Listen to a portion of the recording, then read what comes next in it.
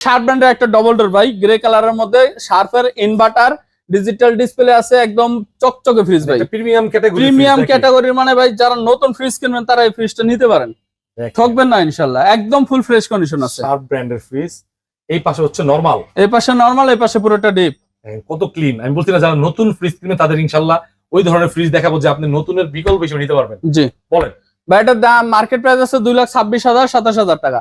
আমার কাছ থেকে নিতে পারবেন 1 লাখ টাকায়, এরপরে আরো 10,000 ডিসকাউন্ট করে 90,000 করে দিলাম। 90,000 জান 80,000 করে দিলাম। 80,000 ডেলিভারি চার্জ ফ্রি করে দিলাম এই Delivery একটা charge free? ফ্রিজের জন্য। এটার জন্য ডেলিভারি চার্জ একটার জন্য 80,000 টাকার মধ্যেই। হ্যাঁ, ওয়ালটনের ফ্রিজ দেখাবো, intelligent inverter fridge, butter fridge 555 litre, 30 safety আর 600 গ্যাস, কারেন্ট বিল কম খাবে, স্টেবিলাইজার লাগবে না, ফুল ফ্রেশ কন্ডিশন আছে, বাইরে যেমন ভিতরে তেমন। ভিতরে কত চকচকে 555 লিটার মানে ইনভার্টার মূলত- ফ্রিজ, মূলত ডাবল ডোরের সাইজ, ডবল ডোরের সাইজ, কারেন্ট বিল একবারে কম খাবে। এটা দেখেন কোন জায়গায় ফাটা ফুটা পুরাতন ফ্রিজ এগুলো চেক করে নেবেন, চেক করে নেবেন ভাই, কোনো ওনারা কিছু এখানে- মিসিংও নাই, ওনারা রেখে একটা পকেটও মিসিং নাই।